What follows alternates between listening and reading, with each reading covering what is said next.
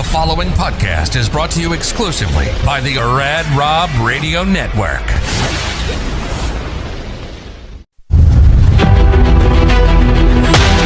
Imagine a place where mental health, resilience, sports, and the power to never give up all come together. This show is about life. It's about mental health.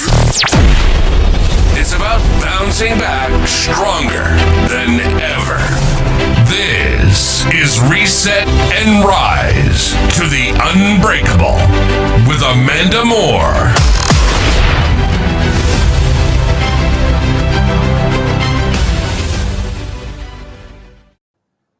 Hey guys, welcome back to Reset and Rise to the Unbreakable with Amanda Moore. This is episode 8. I'm your host, Rob Francois, along with my very good friend, Amanda Moore. Good evening, Amanda. How are you? I'm fantastic. It's good.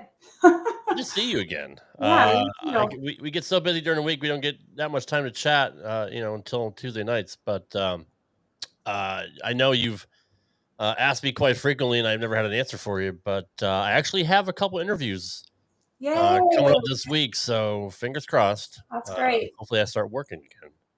Because not that I love being home, don't get me wrong. But I am going a bit stir crazy, so I need to get out of the house. Yeah. I know that feeling. When I fractured my foot, it was like month 2 and I was dying to do something other than sit and watch TV. Everyone thinks it's going to be a joyous occasion until you're stuck doing it, and it's not so fun. So. There's always so much Netflix and chill I can do. It drives me nuts. But yeah. In any event, we have a very, very special guest tonight, as we do every week. But I'm excited. Yes. You've been excited for this one since the very beginning. Let everybody know how you found tonight's guest. So funny story is, I went on Amazon and was looking for a book called Transcending Fear by Brian Germain. He is very knowledgeable, skilled skydiver extraordinaire. And I clicked on this without seeing this and purchased the book because I was so excited. I was like, hey, it's on Amazon and it's only $20. And it's paperback. So I love paperback because I can fold I can make the ears on the books of what pages I'm on to save my place because I don't use bookmarks. And then I can highlight and all kinds of stuff. So the book came and I'm like, this is not the book I ordered. But what the heck, I'll keep it because I'm a nerd and I've always had a habit of reading before bed, but I've kind of fallen from the wayside of that. Now I just read when I have time. But I started reading this book and it was kind of slow going at first and I had to wrap my brain around what it was about. And then once I got into it, I've now read it twice and I bought it 3 months ago. It's a very, very good book. So I was laying in bed one night and I'm, doing my normal pondering of life and everyday things. And then thinking, who can we have when the podcast first started? I'm like, who can we get as guests? Like I want to get a bunch of guests lined up. And I happened to have an aha moment and look over on my nightstand and see this book. And I'm like, well, shoot your shot. You never know what will happen. So I ended up finding her on social media and I just reached out to her. And I tell you what, she is the sweetest, nicest. I don't have enough good words to say about this lady. She's amazing. She reached out. She was very professional. She's on Facebook underneath Victoria Reynolds. She has so many things she has her hands dipped into. She's doing great work. And once I read her book, it's helped me a lot. So I just want to take a moment and share just how much Victoria's book has helped me. So it's personally impacted me. Her words gave me tools to work through guilt, shame, and fear in my own life, and not in an abstract way, but in everyday moments where those feelings creep in. So it's helped me catch myself, reframe my thoughts, and choose courage and love over fear. So that's why I'm so honored to have her on the show tonight to share the wisdom that's already made such a difference for me. And I hope it can do the same for everybody else because I find myself a lot of times lately, especially, I'm living in constant anxiety mode and fear of the unknowns, which that is a very bad habit to get into. And living with daily chronic anxiety, you have to learn ways to cope with that. And then you have to learn how to, we've talked about before, overcoming trauma and overcoming things that can typically hold you back. And fear is a huge one. And I don't think a lot of people realize how much fear is entailed in our everyday living, whether it be your job, your marriage, your spouse, your kids. So her book is the epitome of what I needed to read. And rereading it again has helped me a lot. So I'm excited to have her on the show and hear what she has to say. Well, I am too. So let's not wait any longer. Please welcome a very special guest, Victoria Reynolds. Good evening, Victoria. Thanks for joining us. Oh, good evening. And Amanda, I am so touched by your story. Well, you know, there are no accidents. Mm-hmm. So Yeah. You got exactly what you needed at exactly the right time. And I'm really, really honored that it's touched you. And that's really the reason that I wrote it. I had no intention when I wrote that book to make it, you know, rich and famous. Nobody gets rich and famous. So, I wrote it because it came to me at a time that I needed answers in my own life. And so I thought, you know what, if this has helped me, then I think it can help other people too. So I really wrote it. I remember hearing years ago that if you write a book and it touches one person, then it has done its job. And that I remember because the book that you have, Transcending Fear, is the second edition. The first edition I wrote in 2012. And then I wrote the second edition in 2023 when my kids had finished high school and I'm going off on the next phase of my life and they're moving into the next phase of their life. And when I wrote that book, I had a 2-year-old and a 5-year-old and my life was falling apart. And so I knew the answers that I were literally where they were downloading. I had notebooks all over the place. Just before smartphones. So I had a notebook in the diaper bag and a notebook in the bathroom and a notebook in the kitchen and a notebook in my car, notebook in my purse. And these ideas were just insights. I call it my inner therapist because that's how it was remedying my life, that somehow my inner voice knew how to heal my life. And then we all have that if we'll just listen. I mean, it's so easy to get caught up in other people's answers to our issues. Ultimately, our own inner teacher knows what's best for us. So that's what I wrote the book for, hoping exactly what you're saying, Amanda, that you picked it up at exactly when you needed it, even though you didn't know it's what you needed. You know, the universe gave you the right book, Amazon. But it still was the right book. Yeah. Yeah. And I'm excited to pick up a few of your other books as well that you have out there. So now, Fearless and Free, that's my most recent book. And I just polished it a couple of days ago. And it's not a very big book. It's a really good overview of my life and a lot of what's happened the last couple of years since I let my husband and my kids and my house go and became nomadic. And I got to tell you that I cried a lot writing it. So you'll probably cry reading it. Awesome. Great. Yes, it's a good book. Okay. I like those kinds of books too. So I just wanted to ask you in regards to this specific book, there's a question I've been dying to ask you is what moment or experience sparked your journey towards writing Transcending Fear? You know, that's a great question. I had wanted to write a book for years. So I grew up in this, in my book, I grew up in this polygamist cult in Montana. And I always wanted to write a book about growing up in that environment. And that's a book that still has yet to be finished. But I went to this women's writers conference. And I remember I was in this conference. My daughter was at home with my husband. She was only maybe 2 years old when I decided I was going to officially start writing. And I went to this writers conference, and it was a women's conference. The coach told us to go outside and have a conversation with our inner critic. Now, I'd never heard the term inner critic. I had no idea there was such a thing. So I went outside and I've got my notebook and I was like, okay, inner critic, start talking. And the message that came in was, I am your muse, and if you'll sit with me, I will teach you how to write. So that was the beginning of writing, and in that it turned on a tap. It's the only way to explain it. I used to always wonder, how is it that someone can be a painter and just paint things? I never could understand that. Yeah. And then the writing is the same way for me. It's like a tap got turned on. I cannot not write. I'm always writing. And so I started writing other books. This particular book came from this, what I call my midlife. It was my midlife crisis. And now I call it my midlife rebirth, my midlife holy shit, midlife transformation. Pick a word, they all mean the same thing. And I just started hearing my inner voice talk to me. And I just started writing on, like I said, I had notebooks everywhere. And every time I had an epiphany and I wrote it down, it was just, wow, this is amazing.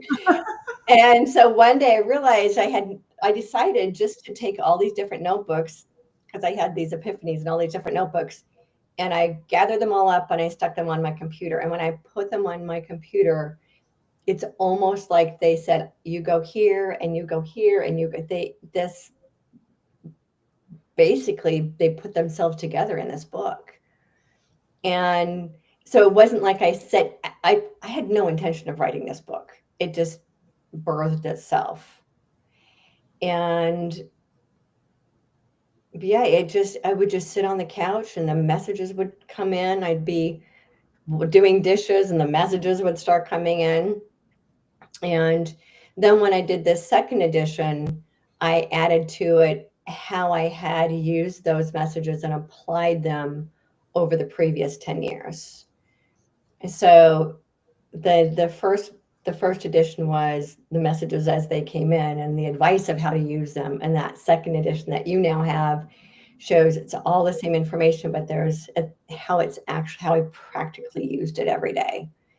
And it's still a life's work. It's something that I'm very proud of. And so I'll share with you, I've had multiple people over the years tell me I need to write a book because I used to do a thought for the day, like every day. Now I just kind of share writings without the thought for the day headline. But I have a notepad in my phone. So when I have things come to mind throughout the day, it's kind of a way I deal with my fear, but also my anxiety. If I have a copious amount of thoughts going through my head, I'll just type them out and either it helps me feel better or it's a thought for later. And sometimes those thoughts transpire into actual writings that I end up sharing either on my podcast or on my personal page or somewhere. And sometimes there will be 3 or 4 different thoughts that I'll have and they all mesh and end up becoming one. And those are my longer thoughts, like Rob has stated before, that have helped him or various others. So I personally know what you're talking about when you talk about various notebooks, because when you were talking about them, like I kind of do the same thing. They're just not all sitting in front of me. And like the only book I could ever write would be one to do like the one where people used to take a book and you'd find it in the bathroom and it's like a thought for the day and it's really short-lived. Because to me, I'm the same way. It's like, how would I write a book from beginning to end about my life and not have it ramble on for 500 pages and keep someone's attention? But the way your book was written, I really like the spirituality talk in the book. And then when you grew up in the polygamist cult, and then you had, which by the way, I was not aware that mainly when you hear about those from where we live in Idaho, you hear about that happening in Utah. Mm-hmm. And so I did not know that was such a thing in Montana until I read your book. And then when you jumped into overcoming fear and things like that, that's kind of when it really got my attention. So in lieu of that, I had one more question. I have all these questions for you. I'm so excited.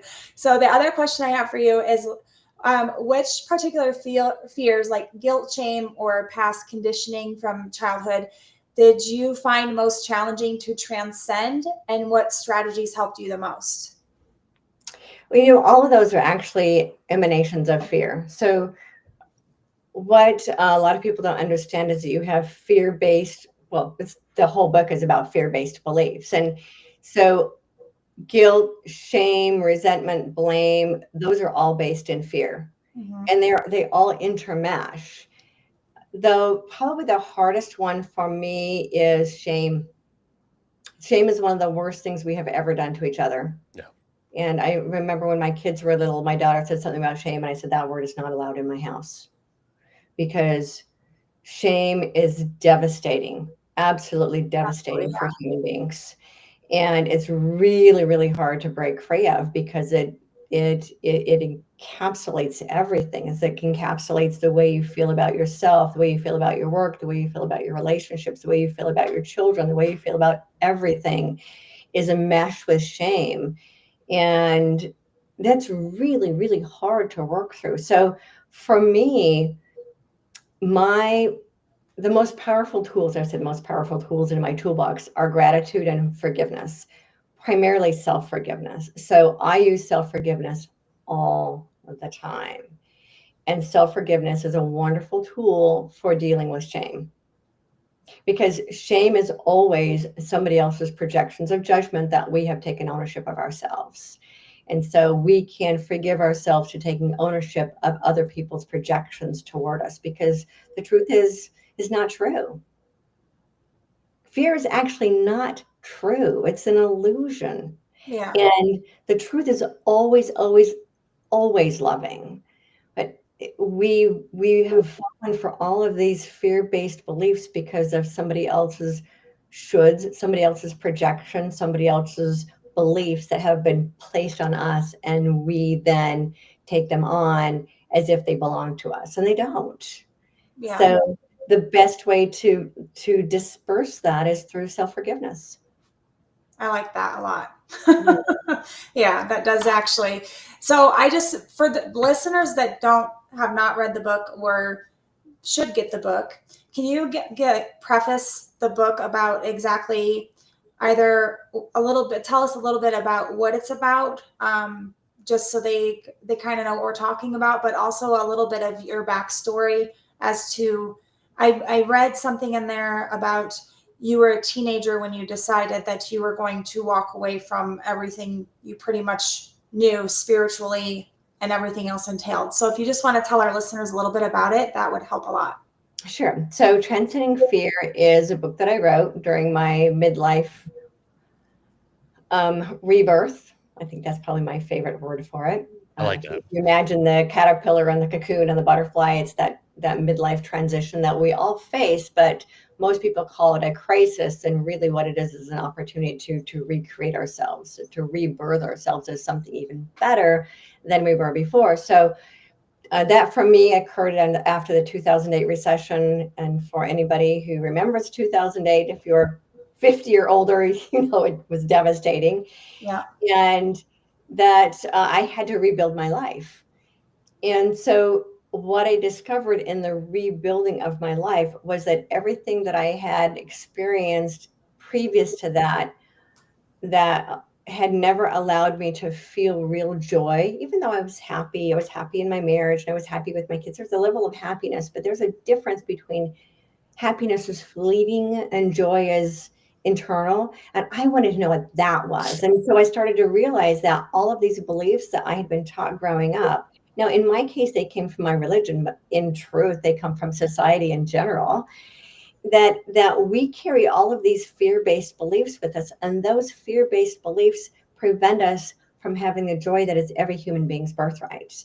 And so I started recognizing, oh, that's a fear-based belief. Oh, that's a fear-based belief. That's a fear-based belief. And I started understanding how to transmute those beliefs so they no longer have any impact in my life. So transcending fear is that. I actually talk openly about some of the beliefs that I had that were preventing me from feeling successful, that were preventing me from being the kind of mom I wanted to be, and how I reparented myself. It's a term I love to use because that's really what I was doing. I decided as I was raising my kids, I was going to reparent myself also and undo all the beliefs my parents had taught me with what felt true and right and best for me. So what's best for me isn't necessarily what's going to be best for someone else. For someone else, their religious beliefs might be what's best for them. Yeah. They were not what was best for me. They were very confining. They were very fear-based, and they actually created a separation and a barrier between me and divine love. So once I let go of religion, I was able to connect to the divine so much more beautifully than without the middleman of religion. So I touch on that in the book as well. So if you're a deeply religious person, you're probably not going to like Transcending Fear. Just put it out there. But if you're open to double checking your beliefs and considering, taking a deeper look, the questioning them, as I was saying before we came on camera, I question everything. And our religiosities a lot of times don't want us questioning things because that's how it is. But question everything. And when you start to question everything, you start to realize, oh, yeah, that belief doesn't really work for me anymore. Where did that belief come from? Oh, yeah, that was my parents' belief. Doing the best they could with what they had within their own belief systems. But the beliefs of others don't necessarily fit us. And I don't know if I said this in this particular book, because I've written 8 books. I don't remember which book I did, but they're these hand-me-down beliefs, as I call them. Yeah. So many of us walk around with these hand-me-down beliefs, and we just assume because they're handed down that they're, you wear your hand-me-downs. Well, there's a point where we kind of outgrow the hand-me-downs. Yeah. And I totally relate to you because I had a really, really crappy childhood for the most part, and a mom that I now have no relationship with and I do not respect on various levels for many reasons. But as I've grown up, and I had to grow up at quite a young age and super fast once I moved away from home, states away. Once I had a son, which I told you before I got on camera, I have an 18-year-old that just graduated. Once you have a child, you start realizing you may not want to mimic what your parents did to raise you. And I've always said there are certain things about how I was raised that I will never do to my son. I will never talk to him like that. I will not raise him like that. I want everything better for him than what I had. So I changed my parenting mechanisms because of that. So I totally relate to you with that. I also think that societal standards play a huge role in how we should parent our children, because we're told in a lot of ways how we should parent our child, and how we should discipline our child, and how we should teach them this or that about how to live their life and how to go about their life. My son decided he didn't want to go to college. I've always wanted a kid that went to college, got the degree, had the high-paying job. He didn't go to college. He has a little bit of college in welding, and he now has a job at 18 years old making more money than I do. And he didn't go to college. So sometimes the beliefs that are placed on us, I agree, when we're younger are not necessarily what is best for us in the long run. I think it takes us going through some hardships or through some trials and tribulations to figure out what exactly fits our mold. I know personally for me at 42, I did not see myself where I'm at right now, physically, mentally, or emotionally, or with my job. And they're not necessarily all bad points and factors, but sometimes I think we set a precedence on what we want to see, and we have these expectations of what we want to see out of ourselves. And I talked a little bit about that this week on my social media, that if you have expectations and you live with these expectations, you're always going to set yourself up for failure. You cannot do that. You have to go with the flow, but also go after what you want, but realize that sometimes right where you're at when you're there is where you're supposed to be for a particular reason. And all you can do is take little breadcrumbs from it to learn a life lesson and move forward. So with your book, I am religious to a point. I went through some times where I lost all faith and belief. And then when I read your book, it made me realize, like, I still believe in some ways, in some things, but maybe not necessarily the way I was raised in church growing up. I was raised to go to church every Sunday, and I had to be in church every Sunday, or God didn't exist in my life and God was not present, and all of these things that I was taught when I was younger.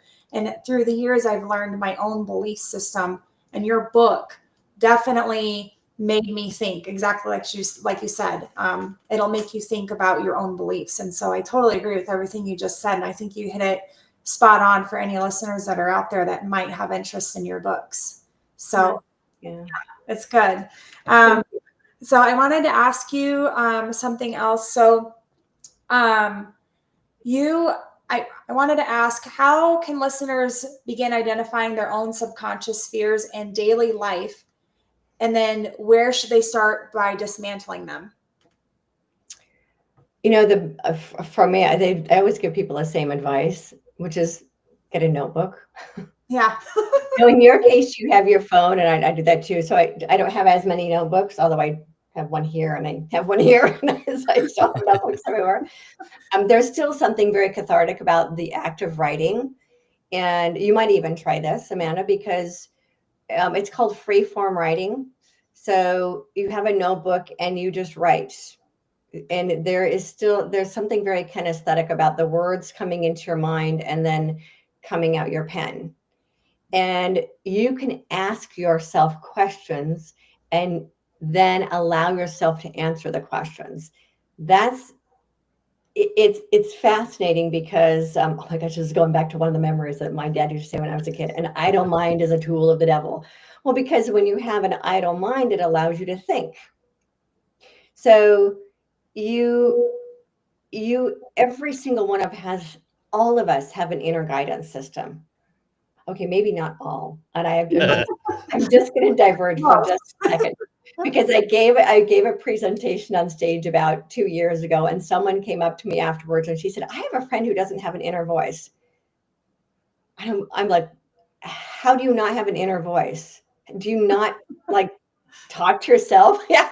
How do you make choices? How do you make decisions if you don't have an inner voice to talk to? So yeah, apparently not everybody does, but most of us have an inner voice. And the key is just to listen. Don't make judgments about it, because we all have multiple voices in our head. Whether it's not about having a multiple personality, it's about having multiple aspects of our personality. So, you know, everybody's got the little devil and the little angel. And write down what comes to you, and then don't judge it, and then just go back and look at it and go, oh, look, yeah, there's something there that was not a very nice thing I said to myself. Or, wow, that's amazing, I came up with that. So just allow yourself to start writing things out, and allow what's in your head to come out your pen or your notebook. You can use your microphone, but I like pen because there is a cathartic act still with pen to paper. And you'll start to see very quickly the judgments that come up.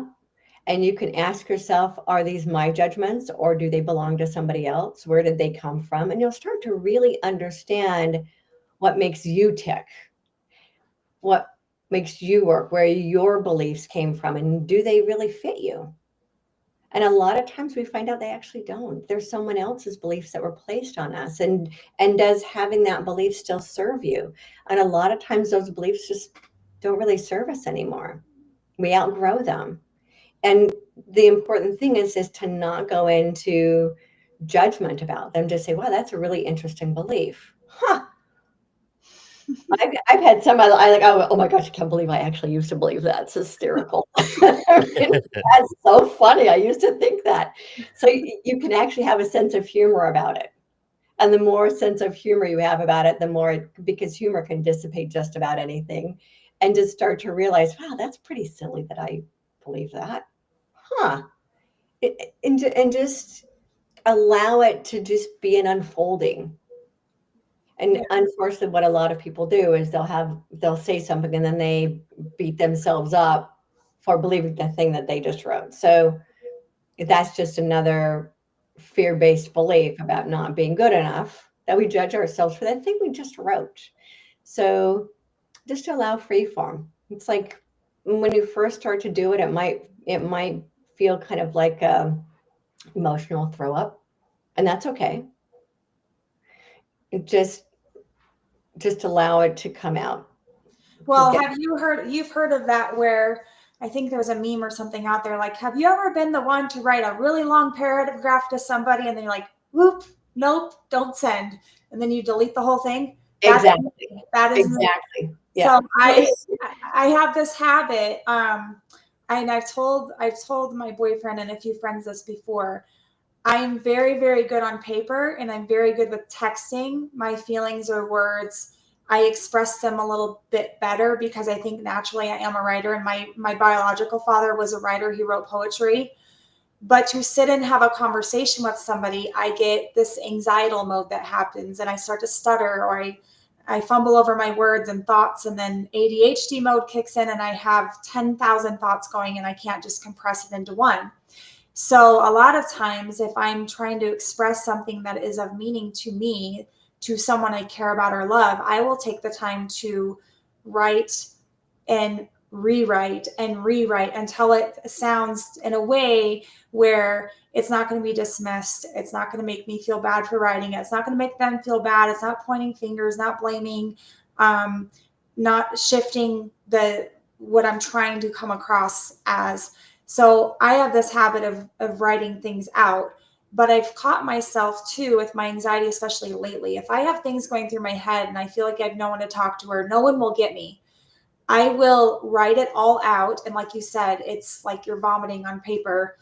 And then I reread it and I'm like, that sounds terrible. Like I'll literally sit to myself and be like, why am I thinking those things? That just sounds insane and absurd. And then be like, well, that's anxiety. And unfortunately, a lot of people don't understand how anxiety can work. You can have thoughts that are fear-based, that are an illusion, that you think are happening, and they're really not. But the only way to get them out is either talk to somebody that makes you feel comfortable enough to talk to them without judgment or criticism, or write it out on paper. I found for me, writing it out on paper usually helps because some of the thoughts I have go through my head, and even I know, I'm like, that's crazy. What are you thinking? So I totally understand what you're saying about writing stuff down and just kind of going with the flow. It's the same as if I write like a love note to my boyfriend.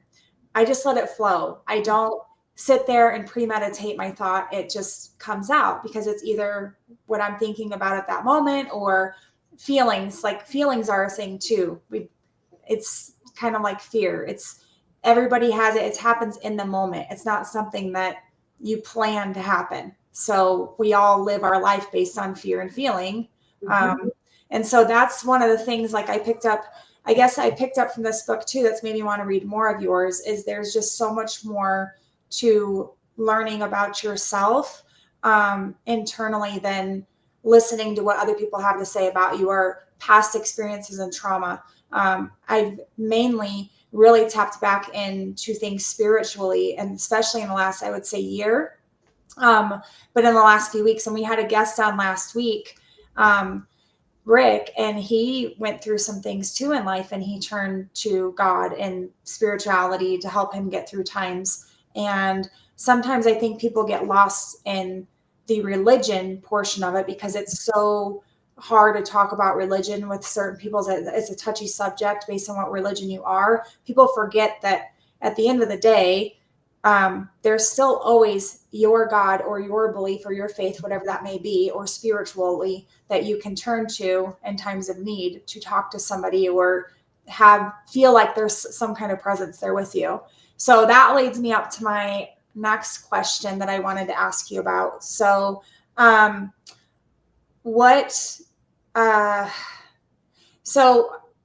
did you reconcile and release guilt and shame spiritually?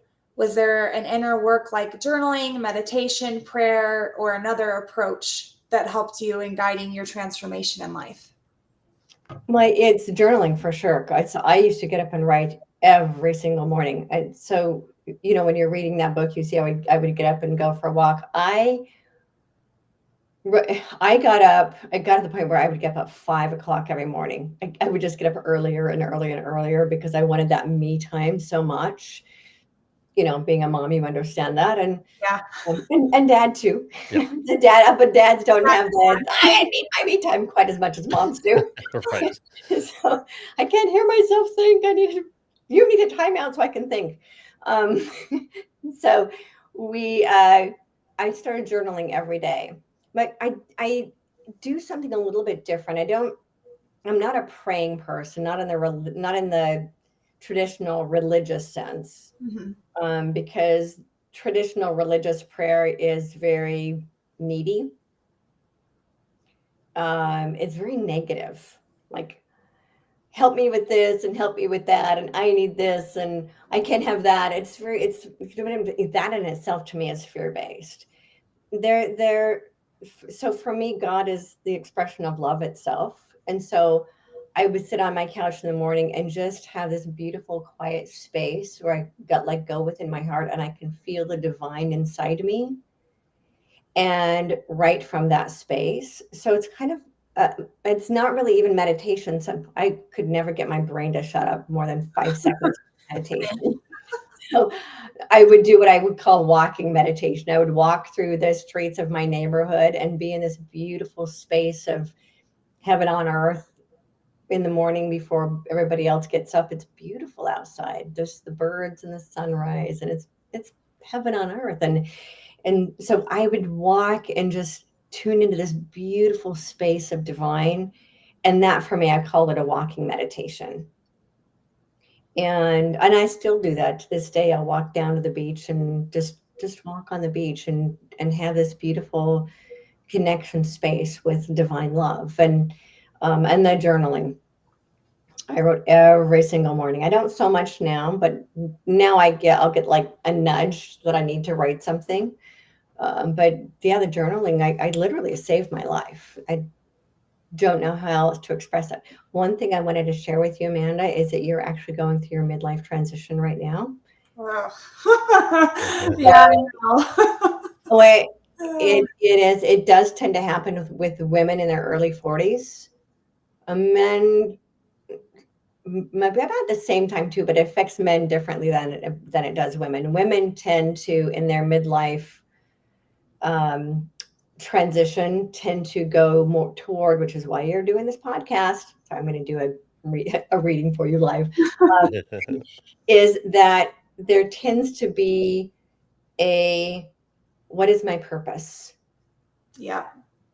And what do I do now with my life? And there is a pull back towards spirit. That's why sometimes I call it a holy shift, because that's exactly what it is. There's this kind of a yearning inside of us that wants to connect, that wants to come home to the divine.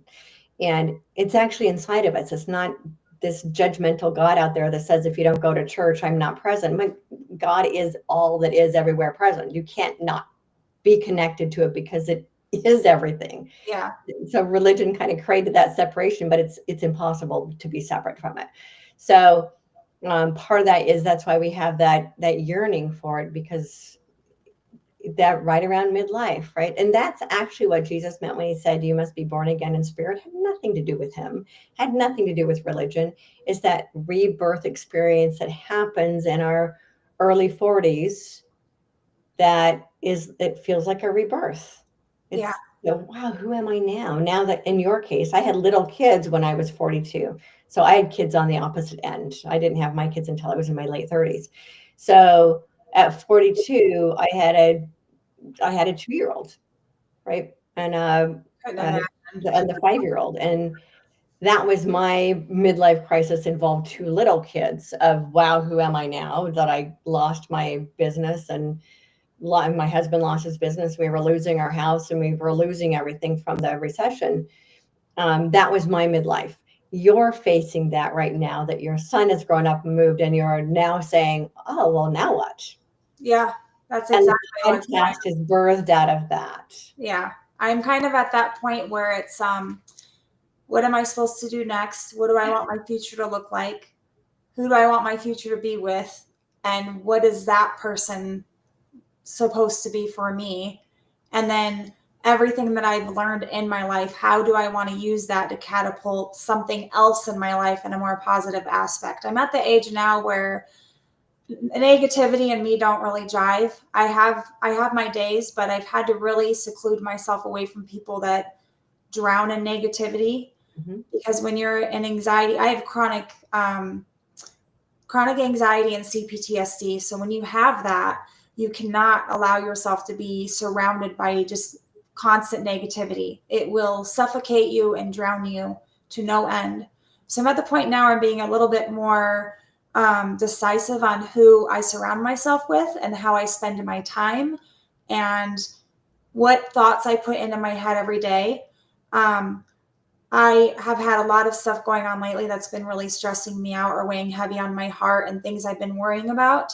But I've learned if I wake up every day and I name 5 things I'm grateful for, or think about, okay, I have 15 things that are not great, but I have 2 things that are great. Those 2 things that are great is what will help me carry me through the day. And lately, the 2 things that are great is 1, I have a job, so I'm able to pay my bills. 2, I woke up healthy. I might not have a clean bill of health, but at least I'm healthy enough to still do my job, still be a girlfriend, still be a mom, still be present. And I was blessed another day to wake up and survive. So some days I tell people a lot that some days doing your best is just surviving, just getting through another day. And if that's your best, that's okay. And I think the more people sit there and they just hound themselves on everything that's went wrong on their life, everything that is going wrong, everything, all of the negative, that's not going to help their mental aspect whatsoever at all. And I kind of realized through reading your book, to be honest with you, and several of the guests we've had on this podcast in the last few weeks, especially, that I was starting to follow down the road of negativity and thinking I had no purpose and thinking I was a burden and thinking everything that's happened in my life, like, how did I end up here? And instead, I decided to turn that around through reading your book. That helped me, and realizing that I'm not alone. Like, everybody in life has gone through something or transpired into somebody they may not thought they would be at their age or this point in their life. But it's all, I truly believe everything does happen for a reason. Just like me picking up your book and going, oh, I'm going to message her and see if she'll be on my show.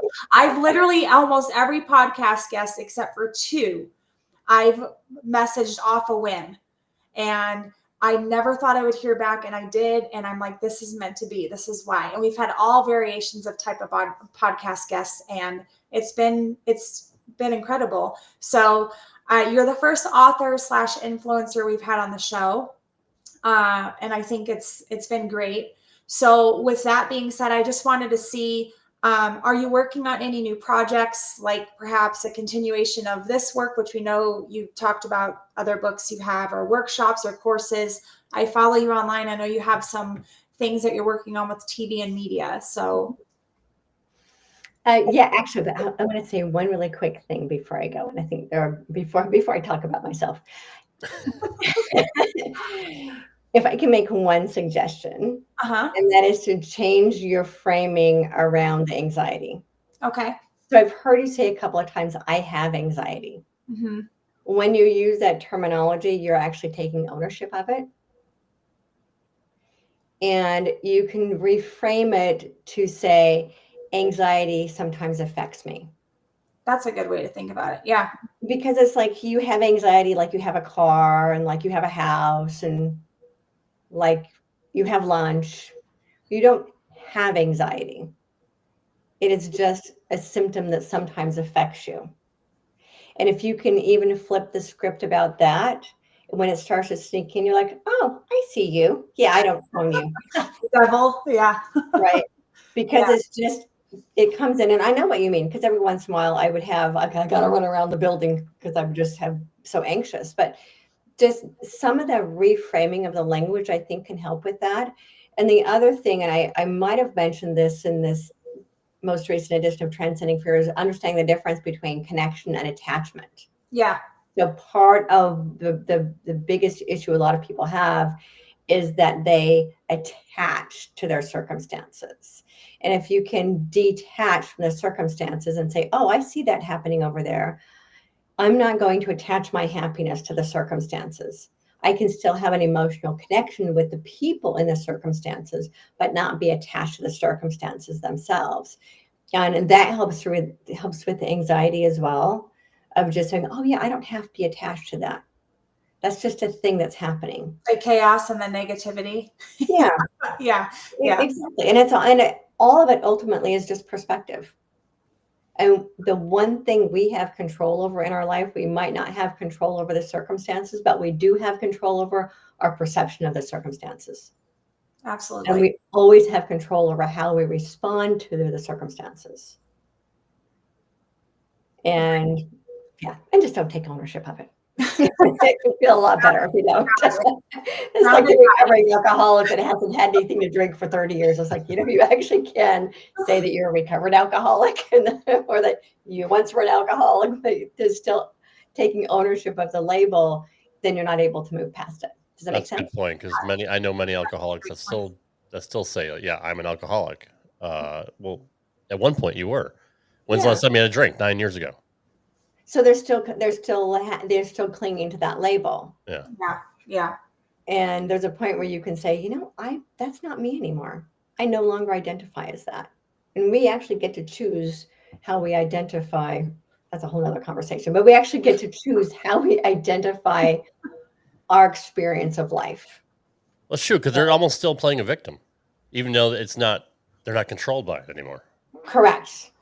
Because it's still a label that they're carrying, which is why I when I talk about the anxiety thing, that it's a label that can actually hold us captive if we allow ourselves to continue to label ourselves as this thing that I have. And you don't actually have it. I love that. It's just a mental response to a circumstance. Yeah. And then that way you can start to reframe the circumstances when you start to feel it come up. You can actually ask yourself, what is this all about? And then you can approach it from a more reasoning, emotionally detached space. So off my soapbox. That's beautiful. You're good. Yeah. So what am I working on now? I actually don't really do coaching anymore. I plenty of other people that do that. I obviously love doing it because I have my background in spiritual psychology is something that I just love and I naturally gravitate to. But my greater purpose on the planet, which I've known for the last 15 years, is to help change the entire world of film, the entire film industry. And I've known for years that that's where I'm supposed to be.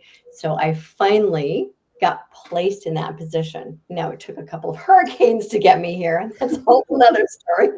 Seriously, 2 hurricanes that got me here to Fort Lauderdale. And in Fort Lauderdale, the opposite coast, I lived in California for 30 years and went on a sabbatical for a couple of years and landed in Fort Lauderdale, into a place I couldn't even told you on the map where it was. It was not anywhere. Obviously, I'm not the one in charge of my life because I would have never chosen Fort Lauderdale. So I end up in Fort Lauderdale, and this is where I got invited to do the work that I now do. I'm the chief operating officer and executive producer for Gnostic TV.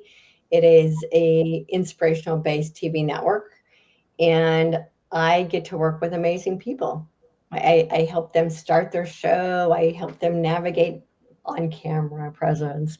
It's funny because I'm on the other side of the camera for the first time in quite a while because I'm usually training someone else how to be on camera. And that it's really amazing when we live our lives based on trust, which for me is beyond faith. There's hope and then faith and then trust and then absolute knowing. And I went into the space of absolute knowing that no matter what happens in my life, I know it's going to be the best that it is for me. And it was a major, major test for me of the ability to trust divine guidance. And it put me in Fort Lauderdale because I didn't second guess it. And here I am doing this work that I absolutely love.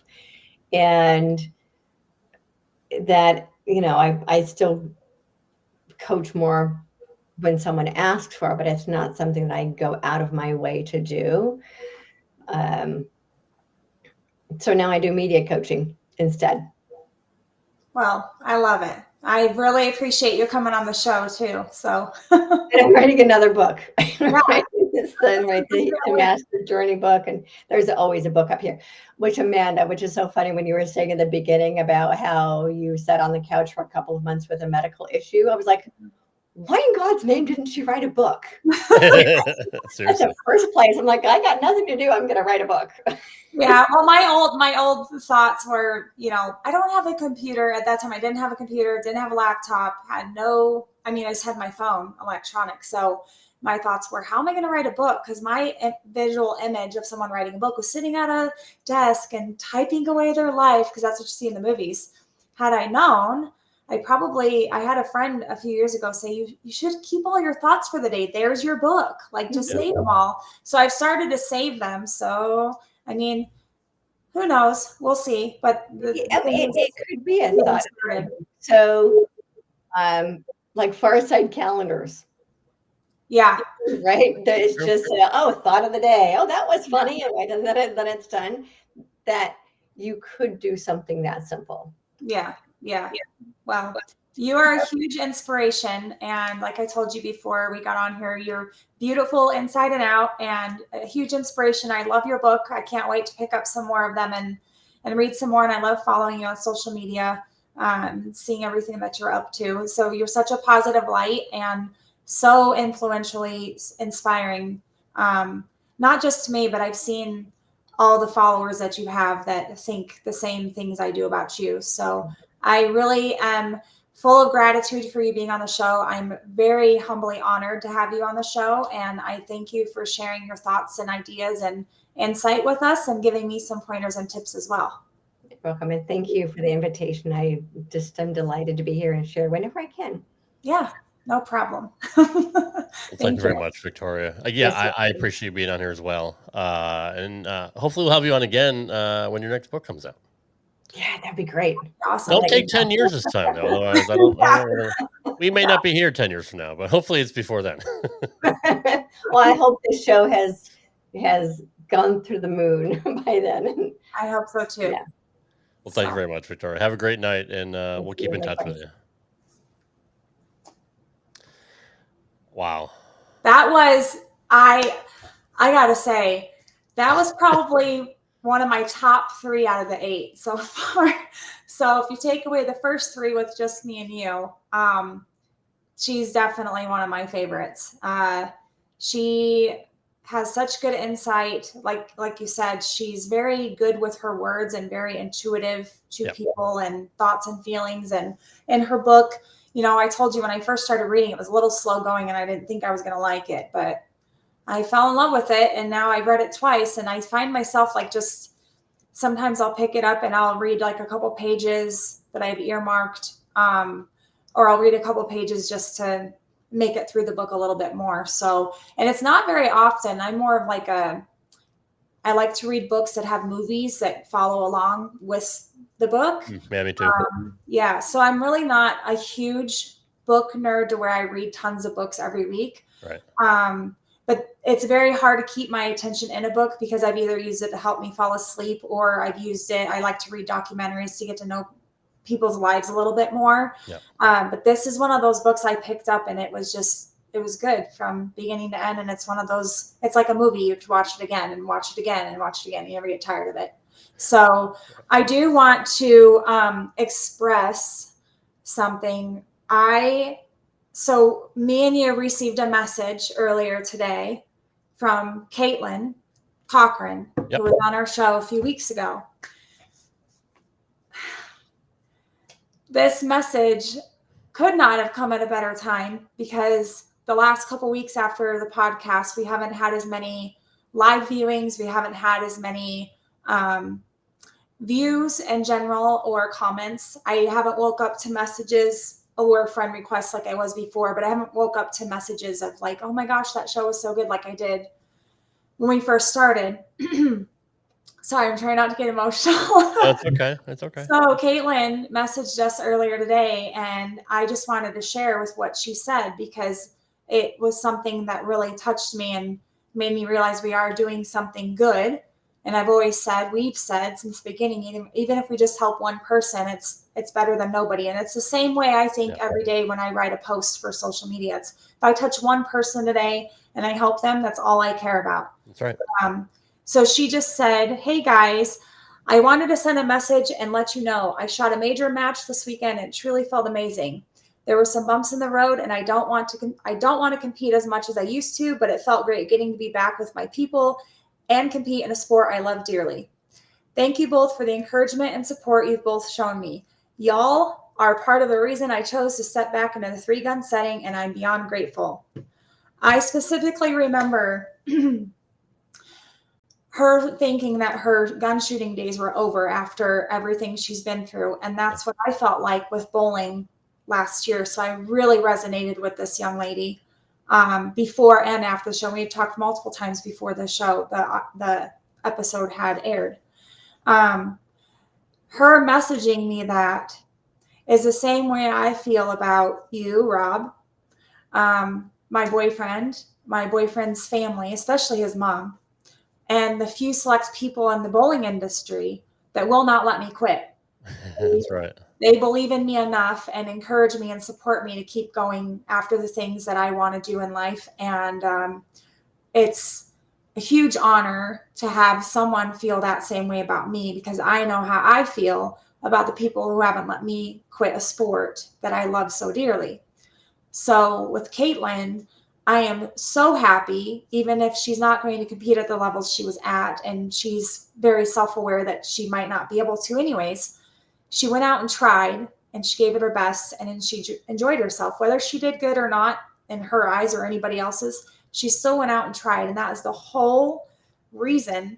After that show, I told her, I said, I could see and hear the passion when you were done talking to us. You're not done yet.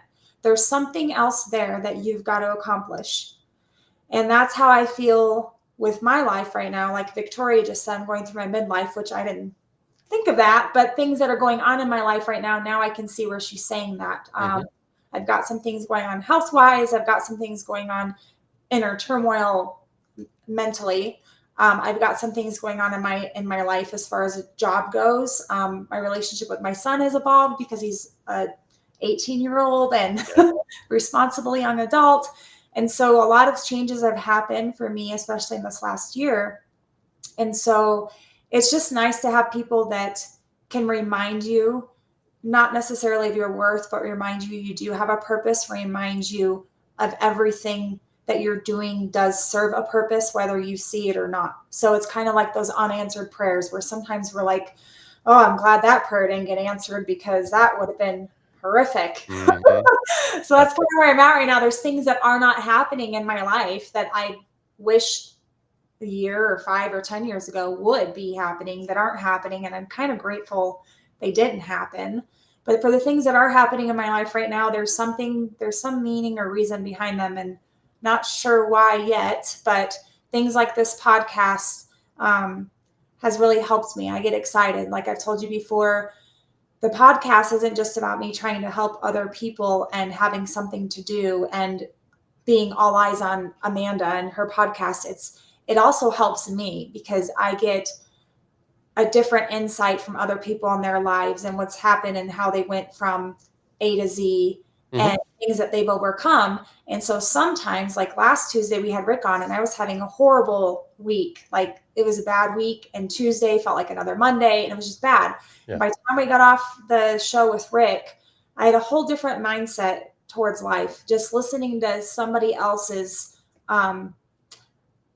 transgressions that they've experienced and been through and overcome it and become so successful. It just shows that the possibilities are unreal. Yeah. You just keep trudging forward. So Victoria was fantastic tonight. We have another amazing guest next week. He's been blowing up my phone for weeks because he's like, do you need anything else? What else can I do? So excited. His name is Aaron Smith. He is a part of the U.S. Sniper Association. He's a veteran of the military. He has an amputee. There's a story behind that. I remember a specific picture of him that said, it said, I'm going to butcher it now. He had a picture of him riding his motorcycle, and it said, riding may have taken my balls, but something else in it. We're going to have to find that picture, and I'm going to ask him to verbatim say it. It was hilarious. And that's the first picture I saw. Yeah. And I reached out to him, and then he got back to me. He's like, I would love to be on your show. I'd be honored.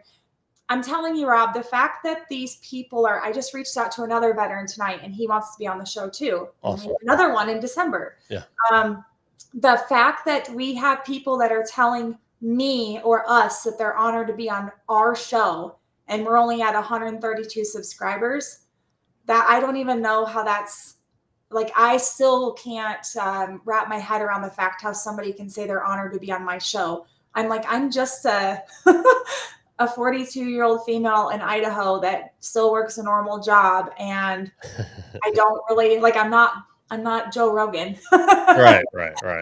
So I don't know, but it's really nice to know that there's people that are willing to share their story and be open and come on the show, and that they're proud and happy to be a part of what we're doing and try to change lives. And that's essentially what I'm trying to do, is find people that want to share their story to help change other people's lives, even if it's one person, because everybody has something to say that can be beneficial to another person based on their life experiences.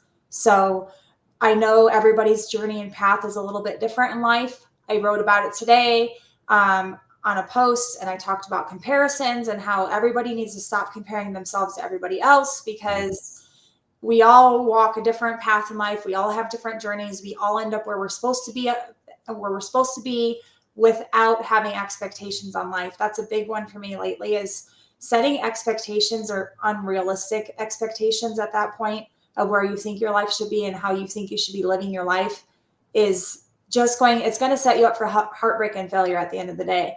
So we kind of just have to roll with the punches and see where life takes us. Like you said, like you've been looking for a job for weeks. So something is about to turn up, and it's going to be when it's supposed to be and what it's supposed to be. So yeah, I've always talked about God's plan. We don't know what it is, but he has a plan for us, and it's not our job to necessarily try to figure it out. It's to let it happen. I mean, when you know, and there's a reason why I got laid off after 9 years. There's a reason why I didn't get the job with the interview that I did, which went very well, but they went with somebody else. Well, maybe there's something about that job that wasn't right for me. So God knows what I need. Might not necessarily, but I want. But he always gives you what you need. So he always provides. So that's all. You just got to stay positive. Victoria, said, thank you for inviting me to be on the show. It was my pleasure to share with your audience. I'm telling you, that lady, she's great. I love love, like genuine love, but I love people who can be humble and humility, and they can also be genuine people, down to earth, and they don't apologize for who they are. They live unapologetically. Yeah. That is what I love. I also love people that can step back and take accountability for who they are, their actions, their words, and try to become a better person for it. Like I always strive not to be a better person just for myself, but I'm striving to be a better person for everyone around me. Right. And that should be a testament to a compliment to the people around me, because that's a huge compliment to them that they are worth enough in my life to want to be better for them. And Victoria's book, I'm telling you, you just have to read it. It's this book right here. The one that was an accidental buy. That's funny. And did you ever get the other one, by the way? I didn't, because when I found the right one, it was $70. Oh wow. And I'm into skydiving and stuff like that with my boyfriend, and I support it, but $70, I don't know.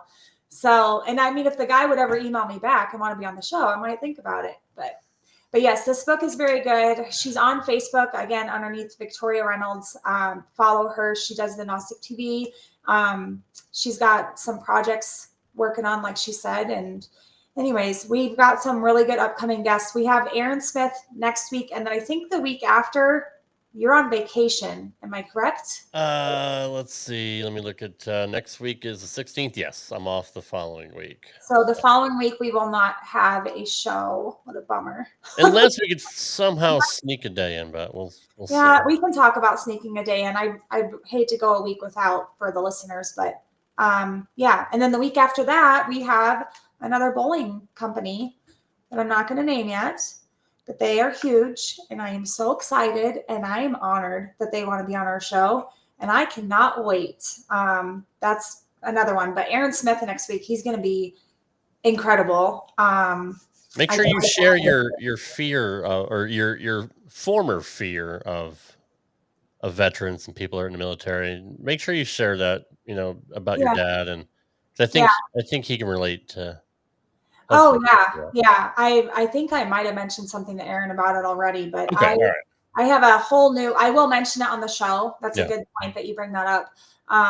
But I have a whole newfound respect for anybody in uniform, just because we don't really know. I mean, that's a miracle. That's a miracle in itself, honestly. Yeah, surface level, we know what they endure, but we really don't know what they endure. So I'm excited to see what Aaron has to say about everything and where that goes from that, and the other veterans that we have coming up on the show as well. It'll be interesting to see their side, but yeah, I mean, it definitely helps that I don't have that fear anymore. And like Victoria said, fear is an illusion. That's going to stick with me forever now. But and just like she said with anxiety, I've got to start thinking about that a little bit different as well. So although she's not religious, I mean, you can still tell, obviously, she believes in a creator. Yes. And, from my point of view, I grew up in a non-denominational church. It was a fellowship church. But they still believed in accepting Christ as your savior, getting saved, and repenting, asking for forgiveness. And I go to a Baptist church now, which is fairly similar. But one thing I do realize is that, one, again, like Caitlyn, like we told her, everything happens for a reason. There's a reason why you were put into my life. There's a reason why Johnny Petraglia was put in my life. Through him, I met you and Ocho and all them. Why we started this show. It's thankfully Victoria was gracious enough to come on here. There's a reason why everything gets put in place. Nothing happens out of coincidence. So, but I do like the fact that she is still in touch with spirituality, even if she's not defined by a particular religion. And I was going to go with something else on that, and I completely lost my train of thought. Okay, I did the same thing. Which happens it drives me nuts. I'm almost 50. This can't be like, how am I going to do 24 years of this? Like, if I'm already losing my mind now, what's going to happen when I'm 70? God, it just. I don't even want to think about that. I just saw something yesterday that was like, if you saw this movie in 19 something. Oh God, yes. Oh my gosh. Yeah, I know. That went fast. I don't want to know about the rest of the next. Dude, I'm going to be 62 when my kid graduates high school. Like, I can't even fathom that. That's when she said she had a 2-year-old at my age, I'm like, so my wife was 40. What that would be like. My wife was 42 when she gave birth to our daughter. So it's definitely. You're kind of glad that you got it done earlier. Yeah, I mean, mine happened for a reason too, and I wasn't able to have any more kids for various reasons. One being cancer, the main part. But in my line of work, it's very, very physically taxing, and some days mentally as well. And there's days I run circles around the 20-something-year-olds. And so like today, I'm like, I feel like I'm 25, 30 years old. And then yesterday, if you had asked me, I'd have been like, gosh, I feel like I'm 80. And it wasn't that I had a hard weekend. It's that there's days where I feel older and days I feel younger and days I feel my age. And there's things that remind you of your age, and social media and the things that are being put out there. And then on TV, which Lord help us. A lot. When you watch like the best things from the 90s, my boyfriend and I are watching a reel on Sunday with that, and we're like, oh, I remember that. Oh, and that. Oh, and that. It's like, oh God, I'm old. But not old. It's crazy how fast time passes by. So try not to take anyone or anything or any time on earth for granted, because we don't really know our expiration date. We never know when our last day is going to be. So you never guarantee tomorrow. Yep. So anyways, well, it was a great show. I appreciate all your work, and we'll see everybody next week. So just make sure that you tune into our YouTube channel and hit the subscribe button if you're not subscribed already. And we're on various audio podcast platforms that you can check us out as well. I did find out from a listener that it's available like the day after we're actually on air for them to listen to it. on some of them. Oh, that's good. I didn't even know that. Usually I upload it to Spreaker on Thursday mornings. Yeah. But it sounds like there may be some platforms that directly take it from YouTube. So that's cool. I didn't know that. I'll have to look into that. So yeah, we're looking forward to Aaron Smith next week. Former veteran amputee who has a very, very inspirational story. And thank you for sharing that note about Caitlyn. That's literally the reason why we do this is, one, you're able to inspire people through your story. But two, people love to talk and people love to tell stories. And people, I think for the most part, people are naturally good and they do want to do well for others and they do want to help others. So even though we're not a big show yet, you have to like Victoria said, just kind of reframe your language. Yeah, we'll get there. Yeah. Like you gotta be patient. We'll get there. It is hard to get through algorithms and stuff like that, but we helped Caitlyn get back in the game. So yeah, if we don't do anything for the rest of our lives, you are responsible for that. So you got to take that to heart. Well, that message that took me a lot to read that on air, because when I read it, my response to her, I sent her little like crying happy emojis, and I literally was crying when I read it. I'm like, oh my gosh, this is the nicest message ever, and I can't believe that we made that kind of an impact on somebody. That's amazing to hear. And I've had messages sent to me like that before with things I write on social media. People say it's so relatable. I resonate with that so much, or you have no idea. I wrote a post earlier, just a few hours ago about suicide and some of the things people will say and the phrases they say. And we typically look over those phrases. One of them being, feel like I'm a burden. I've said that before. But a lot of times people overlook those phrases and they don't really understand, like, you're hurting. Yeah. I just said that phrase like 2 weeks ago, a week and a half ago. And that's literally how I was feeling. And I felt really lost and alone and afraid. And I did feel like a burden. And that was one of those times where it's like, I hope if I say this, that whoever hears it will realize, like, I'm really hurting and I need somebody to listen, because this is not a good place for me to be. And it is not a great feeling. So when I have people, I've had a few people reach out to me since I wrote that post earlier. Sometimes I don't really know what to say in the time that I get the message. And sometimes it comes to me on what to say. And other times all I can do is listen and try to be there for them, because a lot of times that's what somebody wants. But like Caitlyn's message, that sent me to tears because I resonate with her so much. And it's crazy to me how I can resonate with a 20-something-year-old who hasn't had the same journey I have, but mentally and emotionally, we hit on so many different levels. She's got shooting as her competitive sport, and I have bowling. So speaking of which, I had my first big tournament of the season this weekend. Oh, how'd you do? Oh, no, it's this upcoming weekend. This upcoming weekend. Gotcha. And I am very excited. It's Championship Bowling, who we had on the podcast. That's right. I remember that. Yeah, we had them on the podcast a couple weeks ago. You're okay. So I'm super excited to go down and just see people I don't get to see very often and participate. And I'm just going to go into mindset of no expectations and do the best I can do. And if I do great. And if I don't, I'm not going to beat myself up about it. That's kind of what ruined bowling for me before. And Caitlyn and I talked about that when it came to her shooting. She let people and things being said ruin it for her. So she's kind of my inspiration for this weekend. So I'll be having her in spirit with me there.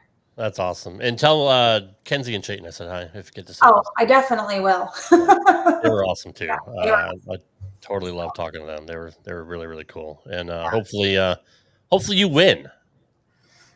No. That's an expectation I already know is not happening. If you keep the bar low, anything above here, you're good. We released a whale pattern, and let's just say it's not my friend. So, real quick, what's your arsenal? Let's get into bowling nerd stuff before we go. I don't know. You don't know what you're throwing? I don't. I haven't made that decision. I usually do it on. I'll do it. So I'll make a list tomorrow, and then I usually send it to a friend and say, "What do you think?" And then Thursday, I'll kind of make up my mind, and then Friday morning, I'll probably make a last minute switch out, and then I'll get to Utah and be like, "I shouldn't have done that." So now I'm going to go with my gut. And after I talked to my friend. Did they announce the oil pattern at least? They did. It's 41 feet and it's 26 ml. So it's a 2 to 5 ratio, whatever. It's if you're not up on bowling, you wouldn't even understand what I'm saying. Yeah. So I have league tomorrow, and I'm pretty much going to use league as of course I want to bowl well, but I'm going to use that as a practice session for more of my mental game and approach and things like that. And I'll worry about the gear later. I've gotten rid of, when I moved in with my boyfriend, I had over 40 bowling balls. Wow. And I think I'm down to between 18 and 21 now. And I have another one on the way from Brunswick that should be here at the end of the week. So I won't have it in time for the tournament, but I still have a lot to pick from. I just bring urethane at least. No, I'm not bringing urethane. Come on. You got to have a black. No, I'm you have a black hammer? I don't. I actually don't own a urethane. You really don't, huh? No, okay. I did own urethane, but I don't anymore. I had the Black Widow pink urethane, if you remember that ball. Ooh, yeah, I love that ball. Yeah. So I got rid of that ball. Okay. But no, I just, since you know bowling talk, because you did the Straight at 5 podcast, and but I will I'll just try to make some good decisions. The problem is I didn't practice enough this summer or do enough tournaments. I haven't done a tournament since May. That unfortunately for me, I'm kind of out of touch with what all my arsenal does. Yeah, that's fair. I have to go back through my notes from many practices. Okay. And that's the unfortunate part is I'm not as in tune with my equipment now as I was before. So, I mean, I'm just basically going down there to see people I haven't seen in a while and have fun and bowl and get my feet back into tournament mode, because PWBA just released their schedule for next year, and I'm a little bit disappointed. I thought they were going to be coming to the West Coast of Seattle this year, but I'm going to assume that's going to be the following year. They are the majority on the East Coast and Southeast portion of the U.S. They do a lot in Southeast. So it'd be really nice if they make their way back out to the West Coast at some point, or even Southwest. Usually Wisconsin. I know. I thought they went to Wisconsin every year. Yeah, and that's funny because when people say, I've seen girls comment that are from Iowa, my home state, Illinois, Nebraska, they're like, they should come out here to the West Coast. I'm like, you guys are the Midwest. You're not the West Coast. Oh, yeah. We are the West Coast. So we would really like to have the PWBA, if anybody is listening, come out to the West Coast. But yeah, I'm just excited to get my feet back into tournament bowling, to be honest with you. Yeah, I love league, but I'm only bowling one league this year, and it's fun. It's chill. It's laid back. It's all different skill levels. So it's great. It's a great way for me to just have a release from everything I was dealing with in leagues. That's good.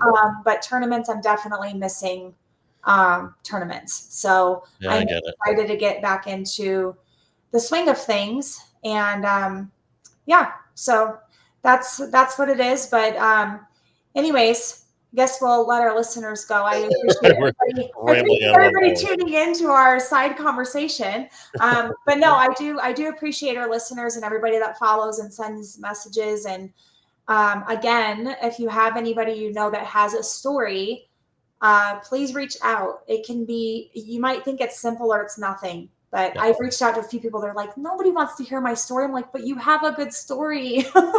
You should come on. I have a friend from my high school days. He's sober. I can't remember how many months sober he is, but he has a profound story about alcoholism. And so I wanted him to come on the show and share it. And I'm like, even if it's 30 minutes, it's sharing your story could help somebody out there that might need to hear about it. So that's right.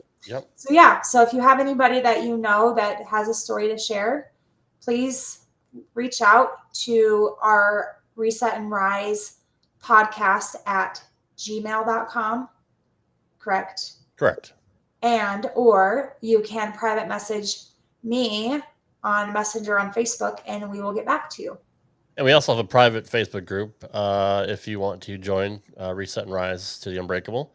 And just be hold on, sorry. I hit the wrong button. I did. No, yes, you're correct on the email. And yes, we have a private Facebook group if you want to join that as well. Reset and Rise to the Unbreakable.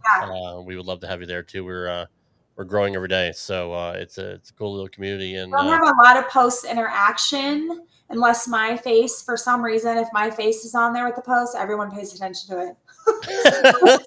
I don't know why, but if it's a poll or just a post or an image I've shared, nobody pays attention to them. And I see how many people it outreaches to. So we're still getting the outreach. We're just not getting the interaction. But yes, we've grown 7 new members in the last couple of days. So Awesome. it's growing by the day. It's great. And you can share and invite your friends. It doesn't just have to be me and Rob that can invite friends. So yeah. Anyways, that's all I've got. All right, guys. Again, thank you to Victoria Reynolds for being so gracious with her time and coming on tonight. Very, very talented and smart woman.